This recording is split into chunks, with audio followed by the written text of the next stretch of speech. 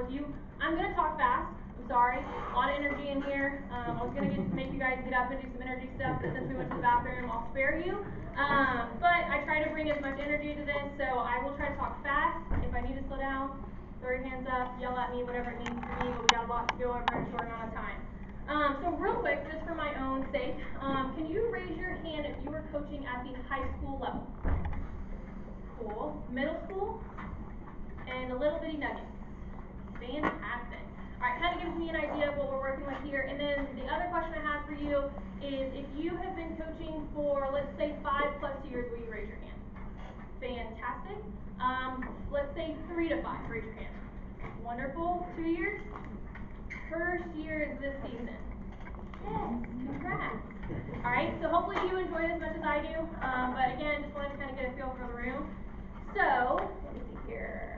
If you have a question, if it's something real quick that I'm talking in lacrosse speak and you don't understand, please just throw your hand up. If it's something major, I'm going to try to save some time at the end to go over something. So please jot down. We have 2 topics to go over, so anything you have, feel free to ask as many questions as you want.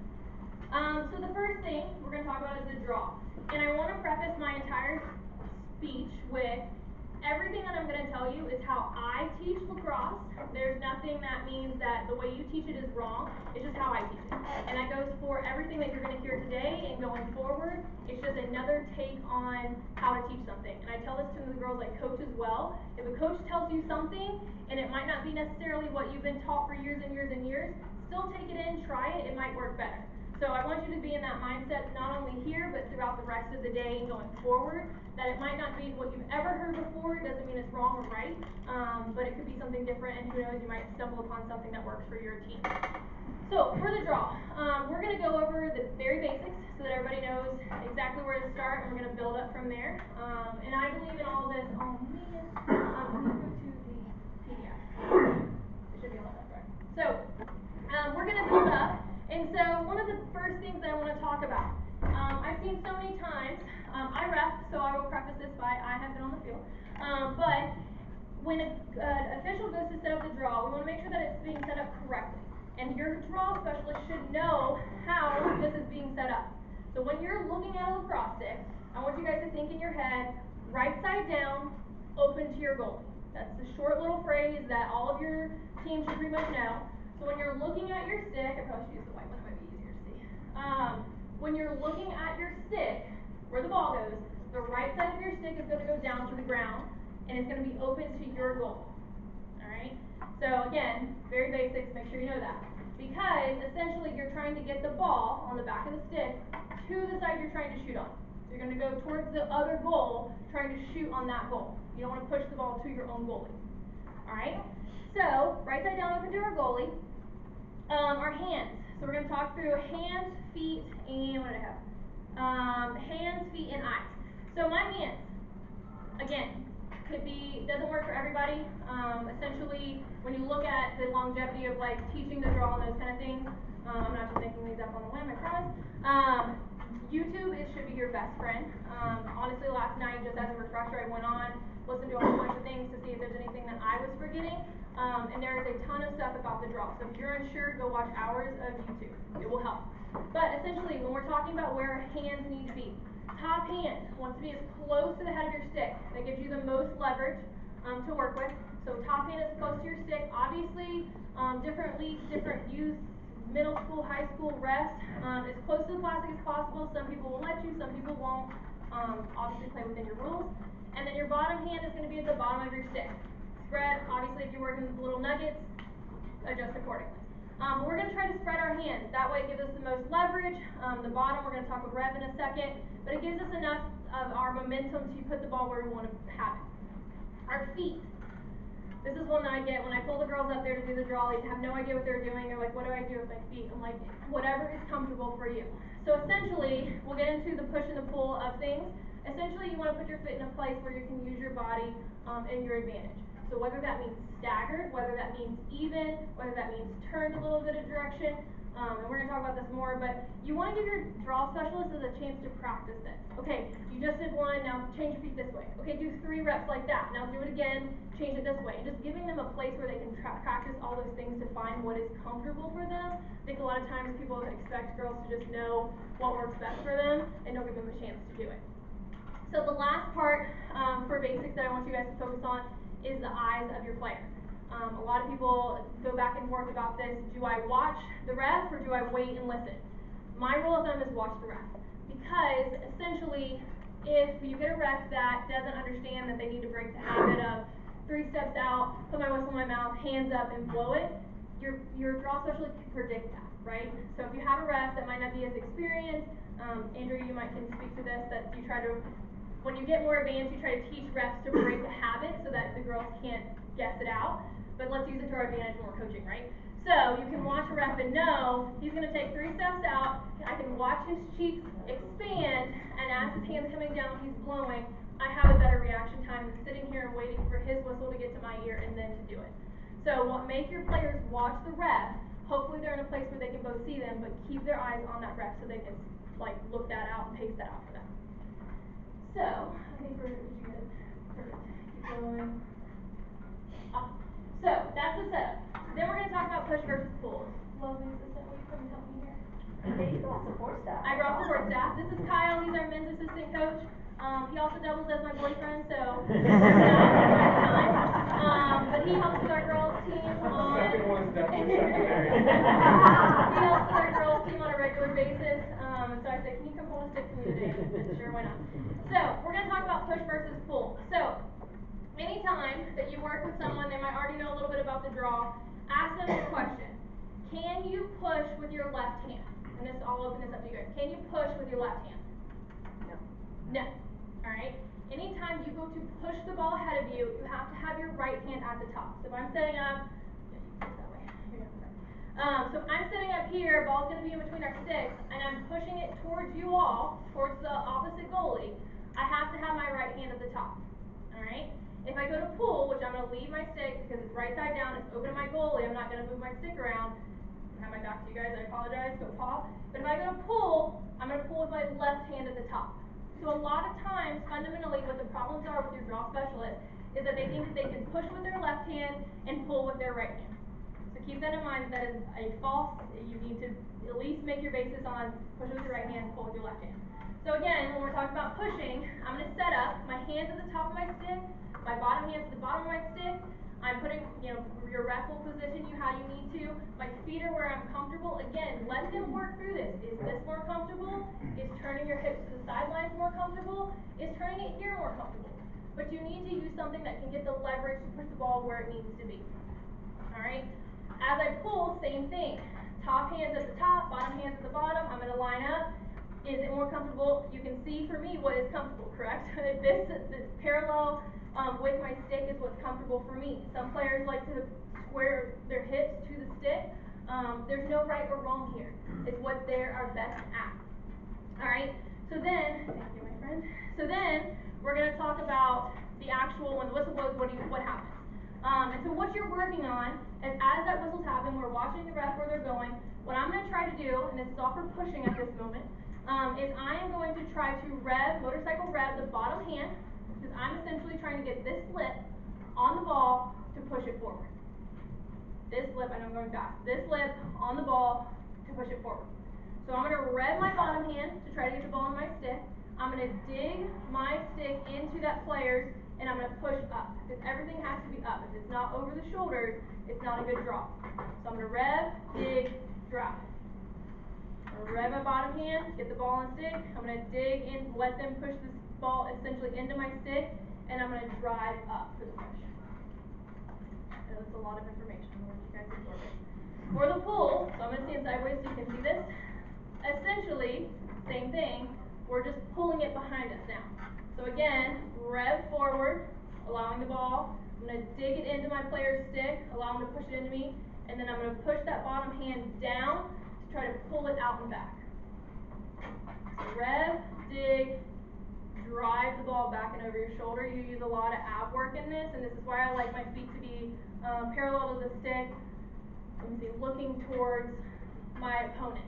So that way I can turn, pull out, use the things that I don't necessarily have to think about, right? My abs, my legs, all that core work, in my advantage. Let me see if I have any stuff on that. Cool. Alright, so last one is talking about using your friends. And I just want to point this out that there are people in the circle that we can use to our advantage. We're going to get into strategy in a second. But we also have to think about those people too. We can't just be like, oh, Susie, jump out there. Person in the middle, you're the responsible for winning the draw. A lot of times if you watch upper level lacrosse, it's not necessarily the person that's taking the draw who's going to win it every time. I know when you get to Division I and stuff that's on ESPN, it is. But we need to remember those people on the outside to use our friends as well. Alright, so, especially for you all that might be at a rec or somewhere that's starting, how in the world do I even find the person that's doing the draw? None of these kids know how to do it. What do I do? How do I find them? Who's going to be able to take this draw and remember all this stuff that I just told them? One thing that I wanted to point out is that last night I went through, I probably got way too far off on a tangent, but I was looking at how tall the top draw specialists are in kind of the top Division I.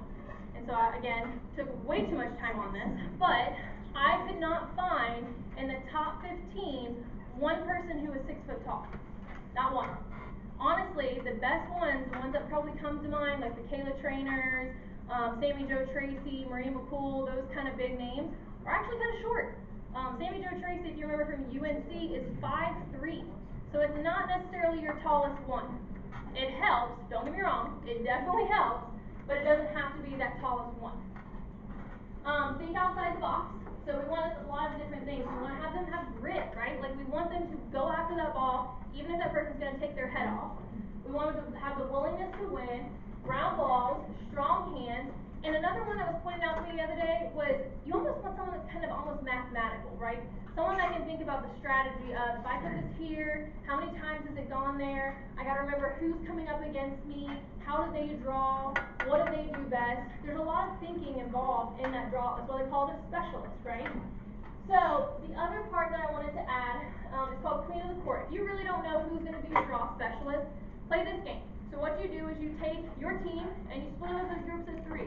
You can plan out these groups of 3. You can say, Susie, Sarah, and Beth, you 3 are on a group. And you play Queen of the Court. Pretty much it's a draw against each other. Give them 2 points for winning the draw and 1 point for scoring. So they could necessarily not win the draw. They might get a turnover and score, and they only get 1 point, but you're delegating 2 points to the important thing, which is the draw. And you can watch and see. I'll give you an example. We did this with my team. I went through, I put, 5 girls that I thought could probably do the draw in groups, and then we got kind of these last little 3 defenders. I was like, yeah, you guys go in a group. There's no way you're going to win it. Who won it? The 3 little defenders who had no idea what in the world they were doing because they had these things, grit, willingness to work. They did the ground balls. They did the hard stuff. So if you have no idea where to begin, put them in groups of 3, put them against each other. See who comes out as being the really good one. You'll be surprised at which ones show up, which ones play, which ones want to win. Guys, if I can give you one piece of information when you walk out the door, make everything a competition. They want to beat each other so bad. If you just make every single thing a competition, you will go so much farther. Sprinting, make it a competition. They will love sprinting because they want to beat Susie Q next to her. So make everything a competition when you're doing this. How many draw specialists should you have? I believe let everybody know how to do the draw. Let everybody in on what you're doing. It's great to have your 2, 3. We have 3. One we barely even use.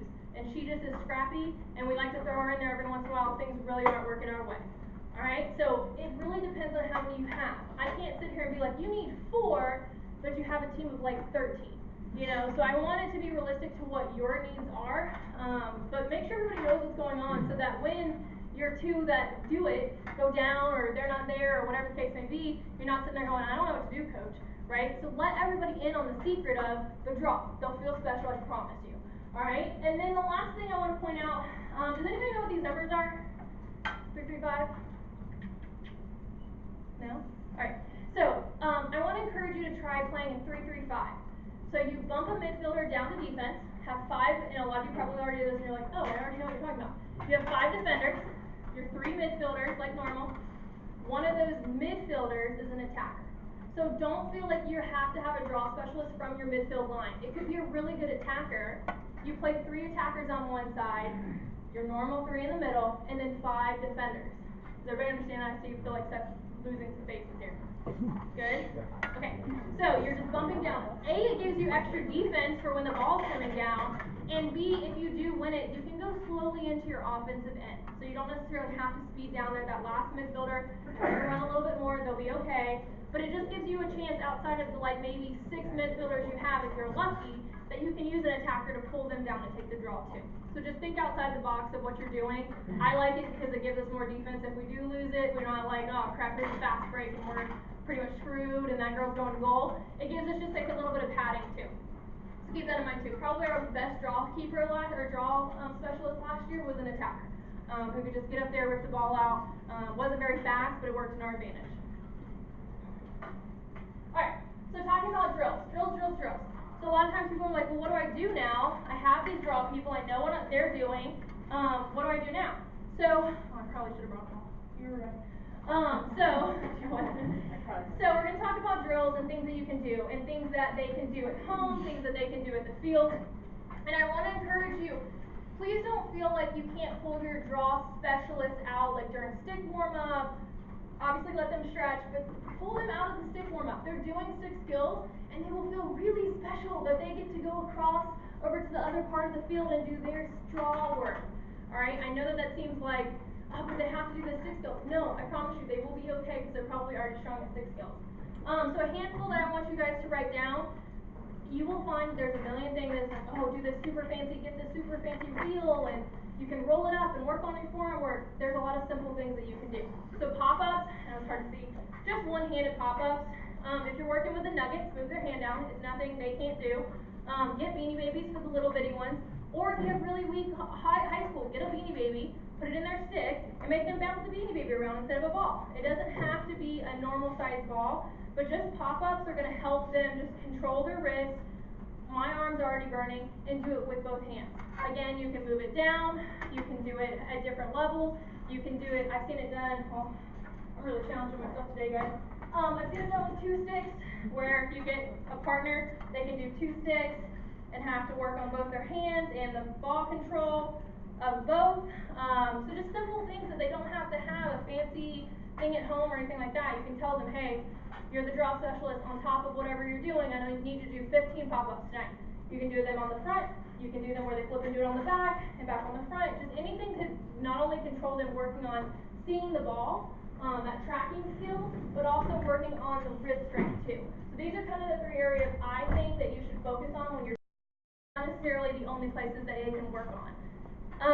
Let me see here. Oh, the other one is tricks. Have them do stick tricks too. It doesn't have to necessarily be like they're going hardcore into all these pop-ups and stuff like that. Tell them they have to learn a trick. And this goes for your whole team, but tell them they have to learn a trick and bring it back, and the next day when they're doing draw work, they have to teach it to each other. That's a really easy thing that they can go home and do. They're going to get frustrated that they can't do it, and they're going to keep working on it, probably not do their homework, but they get to bring it back and show that they actually accomplished something. So again, challenge them. Like, don't make it a bad thing, a punishment. Empower them to be, you get to learn this and then teach your teammates. Let's see here. So, other part with tracking. We do this with our team, and it is our warm-up. So what we do is we take our draw girls, we have 3 of them, so they can do this themselves, but we'll take 2 balls to start. So I'll have the 2 girls in front of me that are set up in draw stance. I'll have 2 balls, and I'll literally just throw them up in the air on both sides. So they have to work on tracking. Thank you. I don't know if I want to throw them in here, but so I'll literally throw them up, separated from each other, and they're just working on tracking their own ball. So they get that practice, that rep, just like you are with your stick skills and shuttles or whatever you do. You're working on warming up your skills as a draw person. So you throw them up, and then after they do 2, 3 of them, you take 1 ball away, and you're just tossing the ball up, working on them, warming up, finding the ball, bringing it in, those kind of things. So we do those, we do it, so we'll start with 2, we'll go 1, we have some that we do the bands on their sticks, so we'll just go in the training room and get the bands that they work for PT, we put it on their sticks, they'll step on it, and they'll work on just that kind of pulling motion, to just kind of work on their strength. Same thing with like when you do runs with a parachute, you do it hard, then you lift it off, you might have a little bit more of that ability. And then Oh, another thing they can do on their own. When they're, like a wall like this would be perfect.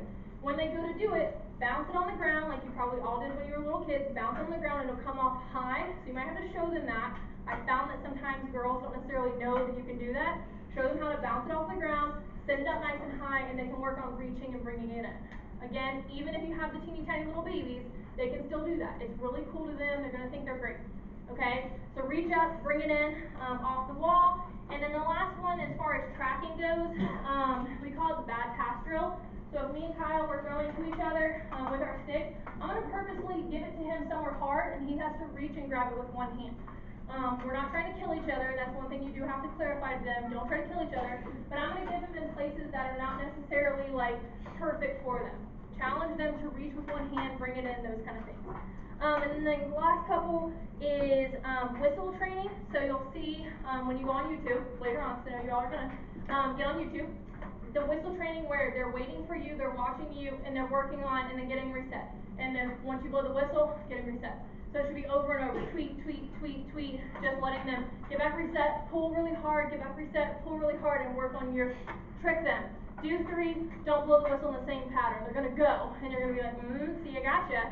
And so let them make sure that they're watching you and paying attention and staying in it and going on the whistle. And then, I love this one. This is one that they can't get around. Make them download reaction games on their phone. They're on it all the time. This goes for your goalies too. Go find a couple reaction games that you like, and they can play it. That's one thing. They're not on Instagram, they're not on Facebook, they're not on whatever they are on nowadays, and they can work on their skills and not necessarily, oh, it's raining, it was cold. That's fine. You still can play reaction games on your phone. So think outside the box on what you want to work on. And the last one I'll give you guys for drills-wise is, how many of you have like a hula hoop at home? Most of you probably have a hula hoop, can find one when summer comes around. Get a hula hoop, set it out somewhere, and will you help me with this one? So, and on the field, you'll set up, you're going to do one drawing.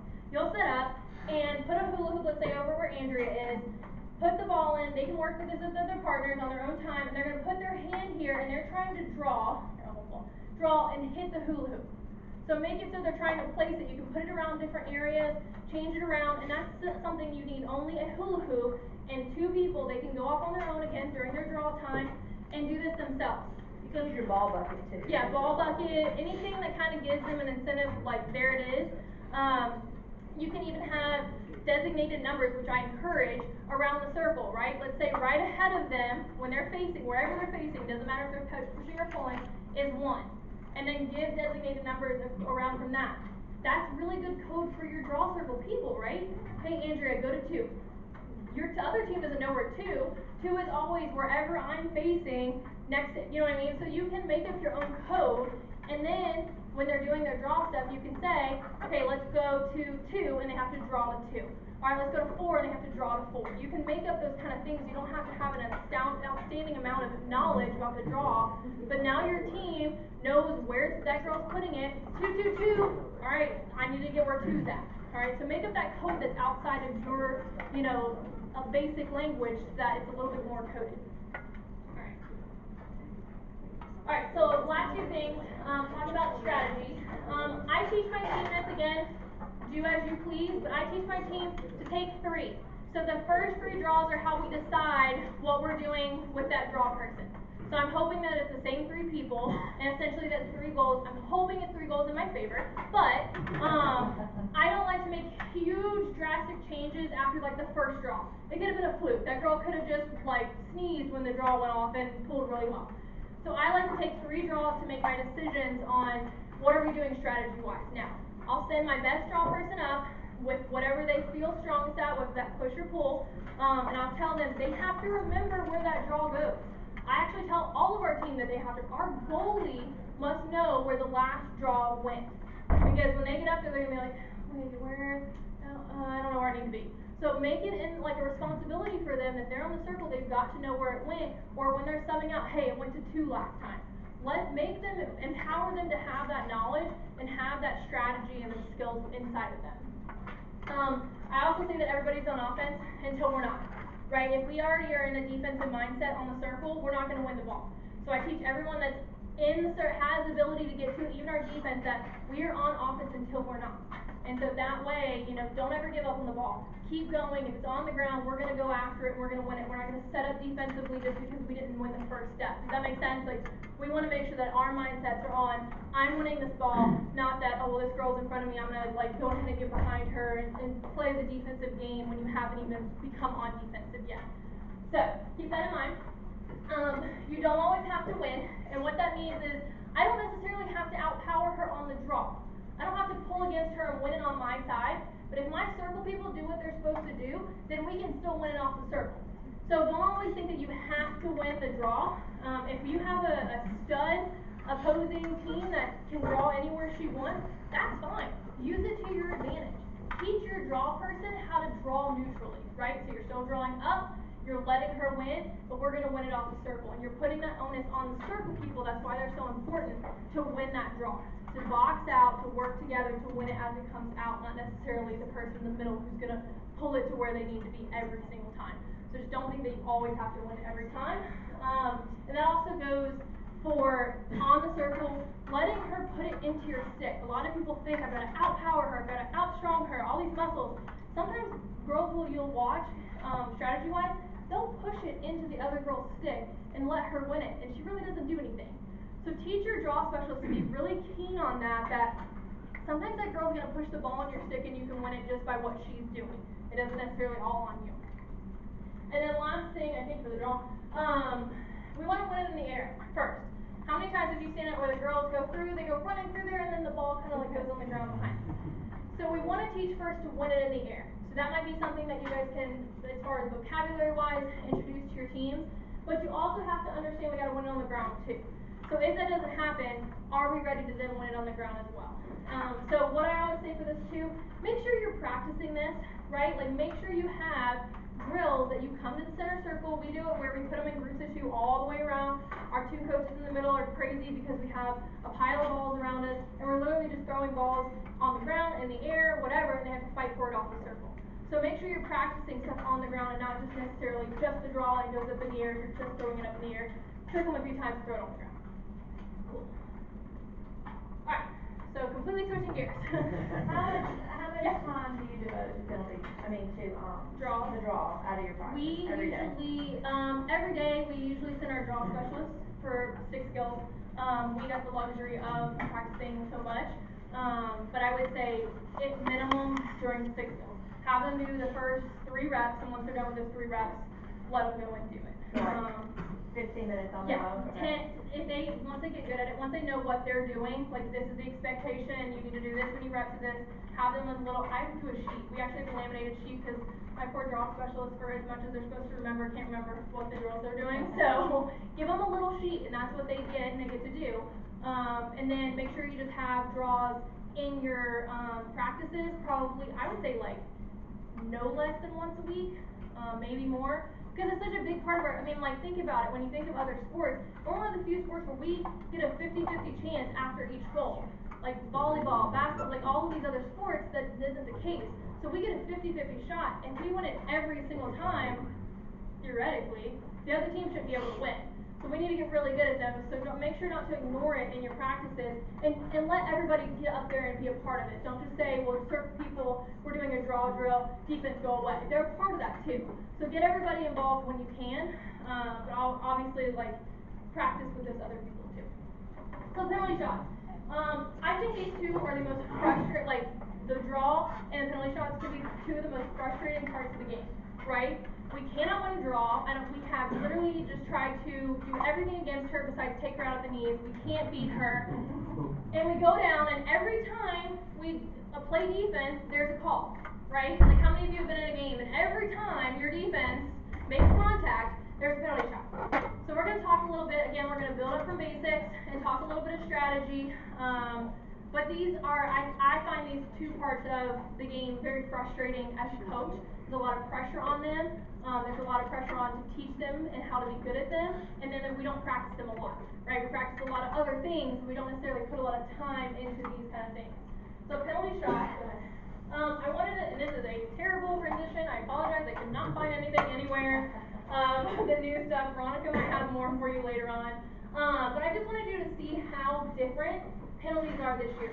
Obviously, you still can't go in the 8 like normal, so all that is gone. But all of this space now is gone. Like, you can't have anyone in here down to the dots. It continues down from the 8.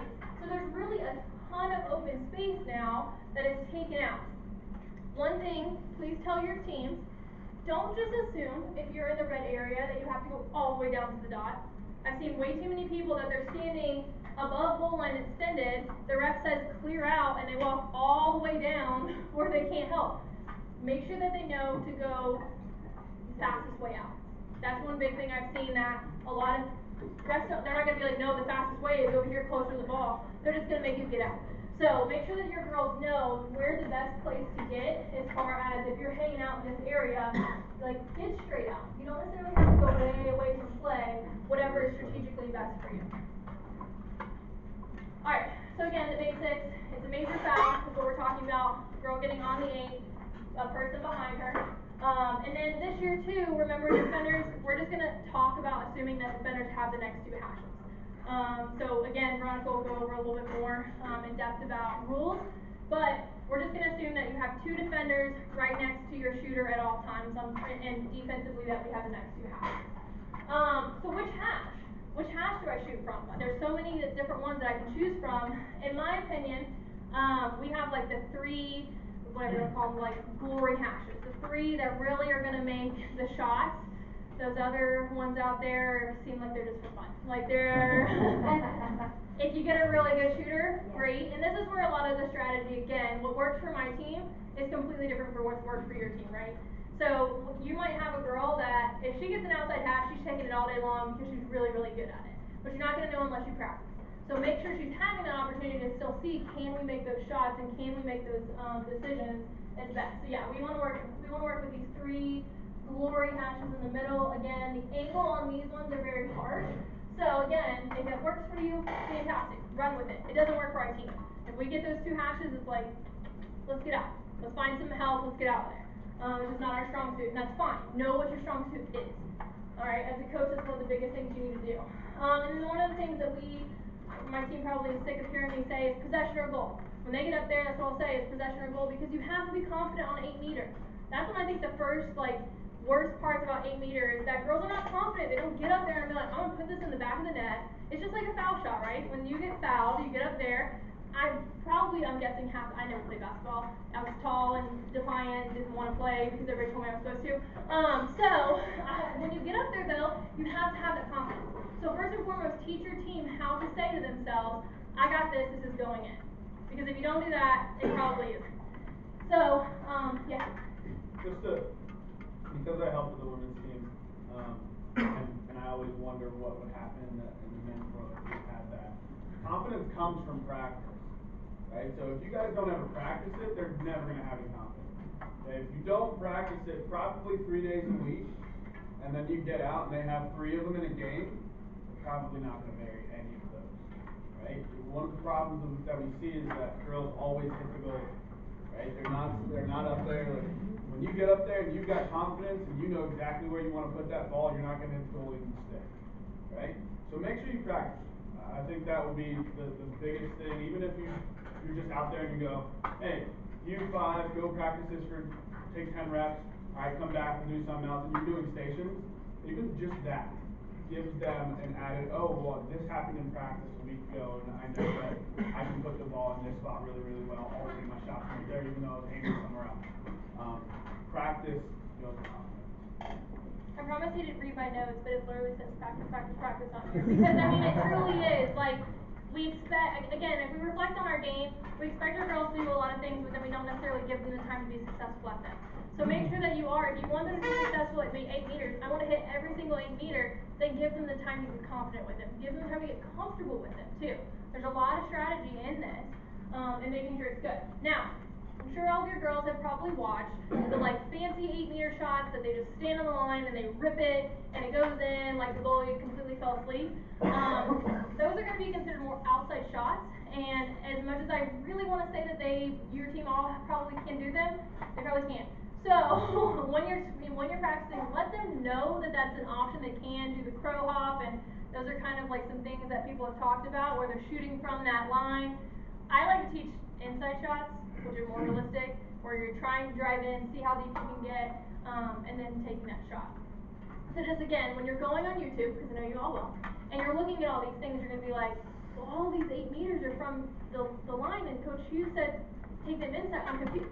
Again, that's a lot of skill, athleticism. It's great if they can do it, grip it and rip it, let it fly, but not everyone has those skills in them. So when you're teaching this, we're assuming that these are basic, these are new. I don't even know what an 8-meter shot is. Can you teach me? And so when we're talking about our 8-meter shots, will you go to the next one real quick? Let me see those. Okay, so yeah, so when you're talking about an 8-meter shot, we'll talk about the 3-cone drill that I want you guys to do with your team, but starting stance. So again, I've heard a lot of times where I've heard girls, and I've been taught, I know I have, where they're like, oh, hide the ball from the goalie. Keep it moving. You know, get in this crazy stance where it's like, don't let the goalie see the ball. It's a waste of your time, essentially, in my opinion, just because it's like, you're now focused on so much of like, can the goalie see it? Get them comfortable.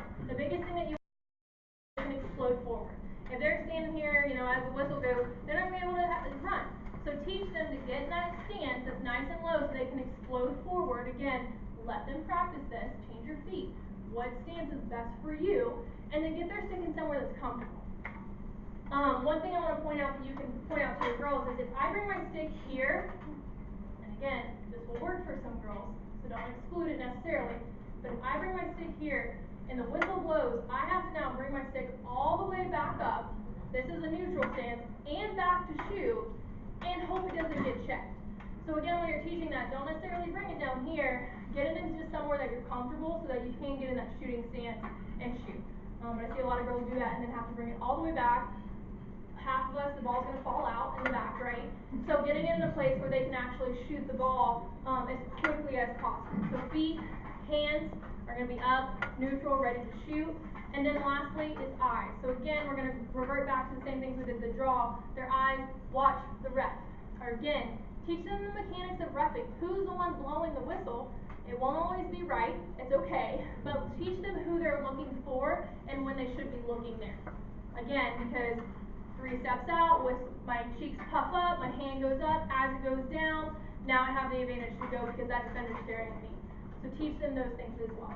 Yeah? It's another thing that comes from practice, right? In our sport, the goal doesn't move. In most sports, the goal doesn't move, right? So if you practice on those 3 golden hashes, right, you forget those other 2, the goal's going to be in a completely different spot if they never practice from those 2 outside hashes. So just because we're saying we don't necessarily want to shoot from those, let's say we want to back it out, right? Sometimes it's late in the game, you're down by 1, you got to go to cage. Okay, so make sure you're practicing those outside as well. And to the point of watching the ref, you don't have to know where the goal is because it's in the exact same spot. And the second you step on the field, whether you're 6 years old, or the second you step off the field, whether you're 50 years old. Right? The goal does not move. Not in our sport has one time the goal moved back. Right? We've added lines, we've taken away lines, the goal has not moved backwards. So, couple things, I'm going to try to speed up here. Couple things when we're talking about where to go. So I've gotten this great center hash, now what do I do with it? We teach a 3-cone drill. So we take a cone, we put it right in the middle of right in front of the crease. We take the other cone, we put it about, let's say opposite pipe. So if you're looking at a goal, one right in front of the goalie, one at the other pipe, and then one at the other pipe. And they have to make an angle, yeah. Can you draw that? Absolutely. So they have to make a choice. You can write that. They have to make a choice to make an angle, and again, strategy-wise, so,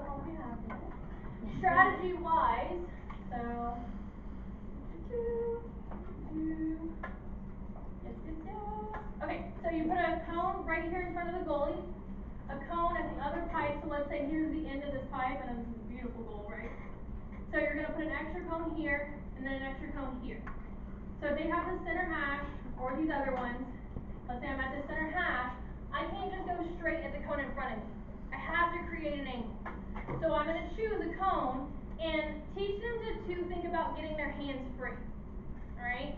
So if I'm right-handed, and I know I don't have a left hand, I don't necessarily want to so again here, I don't necessarily want to work the angle that I'd have to shoot with my left hand because it's the one that gets farther away. So I'm going to recap that for a second. So I'm in the center hash, right? I'm right-handed, I ain't going left, there is no way in the world you're going to make me, right? Do I want to angle myself to the other cone? No, because I'm driving closer to the defender that's coming at me with my right hand. I want to pick the cone on the other side, because as I move, will you come over here with the defender? Just up there. Because as I move to that cone that's over there, that chair, as I move to that cone and he's chasing me, I'm getting valuable seconds, right, of time to shoot. Again, this is just how we teach it because it works best for us. So, if I'm not going to my left hand, but I aim at that chair over there, which is the other cone, as I'm going this way, now I'm running right into my defender. So I want to pick a cone that's going to free up my shooting hand. Again, so we're not just running straight at it. If you're on one of the other hashes over here, you can pick cones on the opposite side too. So we're working on just getting to opposite pipe as well. So it's like this balancing act of like, if you have a left-handed person, great, you got a lot more cones to choose, right? If you don't, you got a lot less cones to choose from. And again, I realize that a lot of you guys are like, I'm teaching nuggets. They're lucky if they even get the ball to the goal. Go ahead and start teaching them strategies though. Even if it's as small as like, free up your hand, teach them something to get away from their defender is going to help them. You don't have to teach them all the advanced level stuff, but you can at least start teaching them strategies about how to shoot the ball a little bit more efficiently. So, I hope that helped a little bit. Duck unders. So, again, I'm talking real fast. Coach Kyle was right here. He was coming at me. If I lost my mind and I did choose this cone where I'm driving towards him, I've got to practice working on duck unders, which is what we call them, where I'm pulling my stick in front of me to protect it with my shoulder as Coach Kyle's coming from me. One jump over here again. Sorry. So as I'm coming towards this cone, I'm pulling my stick across, I'm sealing him off with my foot, so now everything he goes, to do to me is illegal, and I'm bringing it back in a place where I can shoot. So at times you are going to have to be faster than that person, duck underneath them, maybe there's no one in the world past them, but teach that skill, let them practice, how do I pull across, seal him off, and still get a shot off past that. A lot of you guys, again, that have watched higher level or probably have this done to you, where you have a girl that's ducked right under your defender, and you're like, stay in front of her, so keep in mind that those are other things that we can work on as well. Teach about the moment of opportunity, right?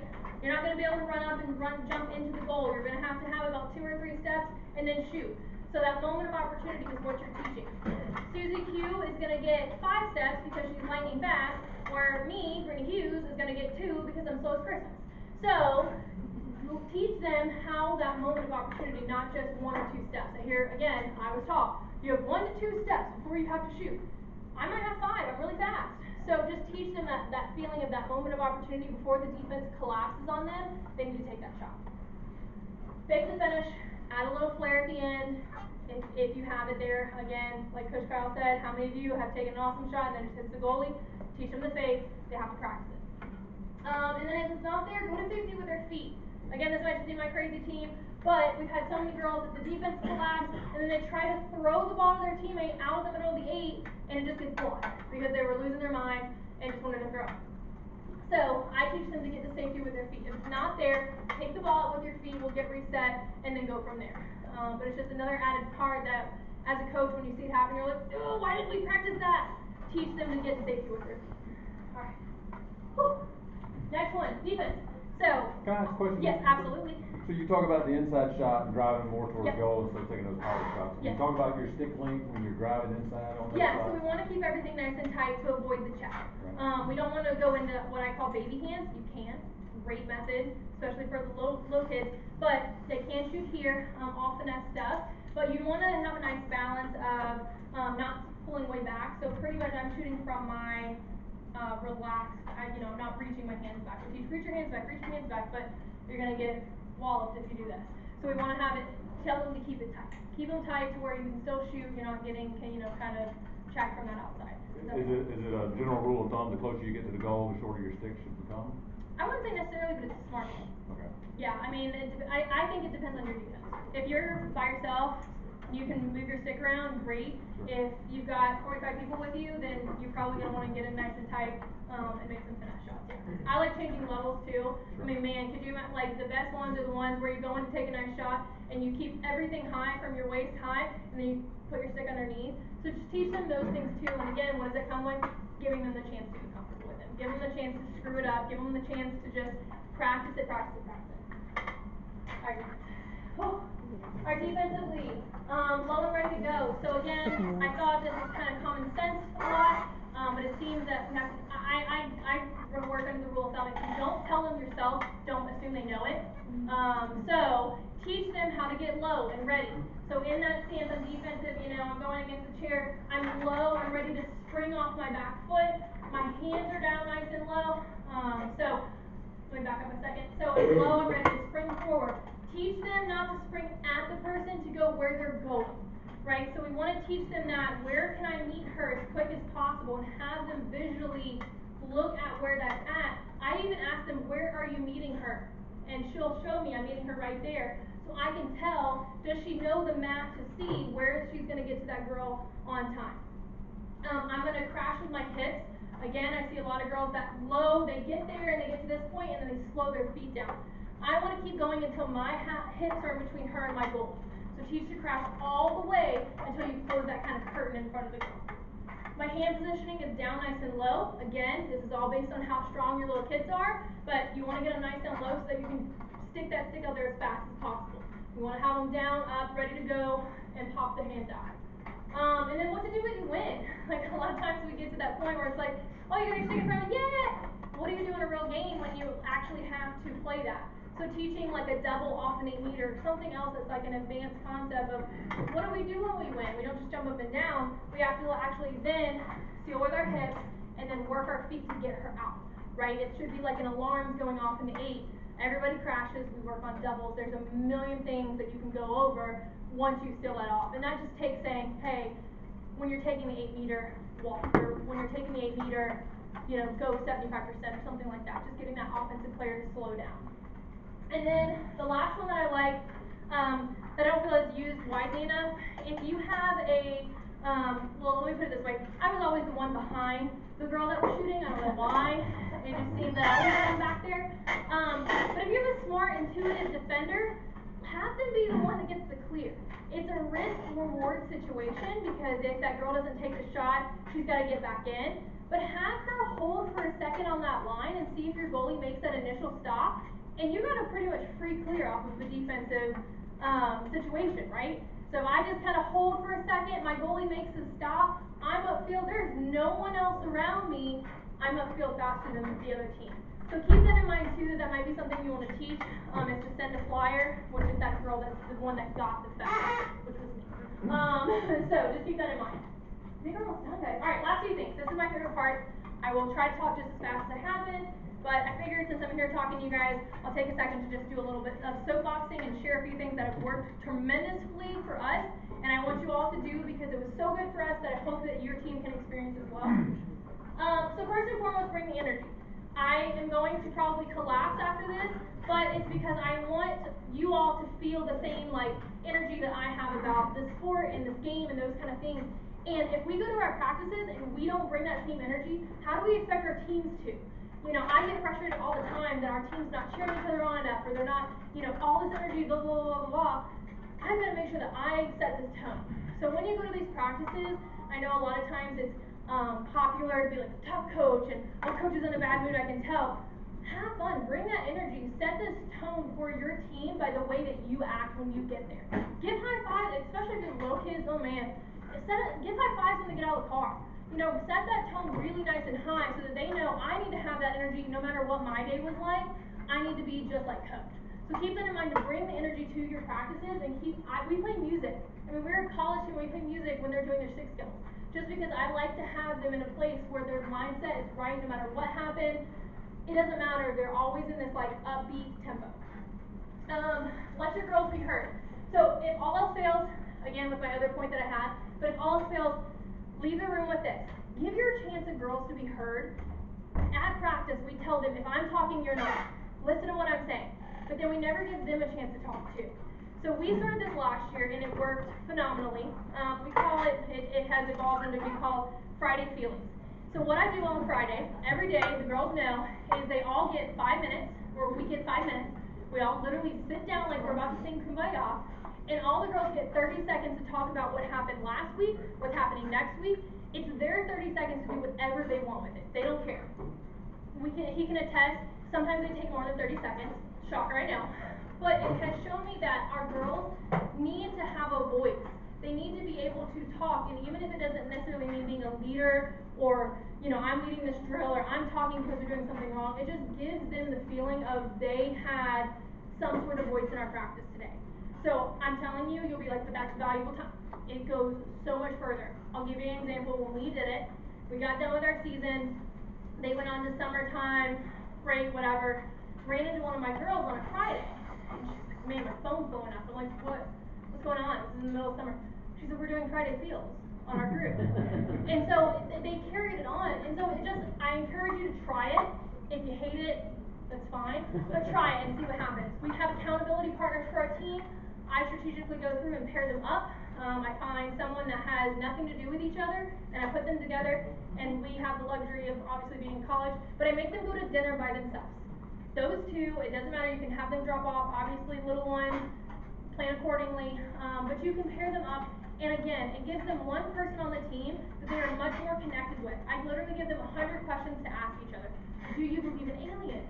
Are you the youngest of your family members? What's your favorite food? Everything you can imagine, just to give them, again, another chance to ownership of, I know someone on a much deeper level on my team, because you never know who doesn't feel connected with their team. And then the last thing in the world, that you get to do the coolest thing in the world. So, I'm so honored that I get to do the coolest thing in the world all the time. But you guys have so much impact. Think about the coaches that were in your life, good or bad, right? That you can remember now, even when you were playing as a child.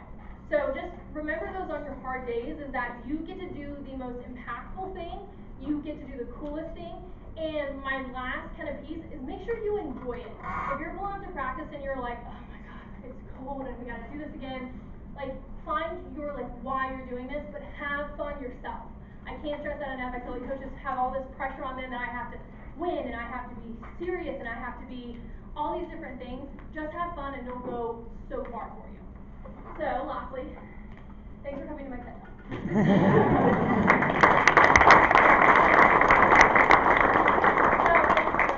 My contact information's on here, my card's down here. If you have any questions, I talked way over my time. She's never gonna ask you back. I'm sorry. No, I don't think you did, because you were am I perfect? You were the second speaker instead of the first one. Yes. So we're good. So if you have questions, please feel free, throw your hands up. If not, if you want to come out to me, I'm here. I won't leave until, unless you need it, whatever. Thank you so much.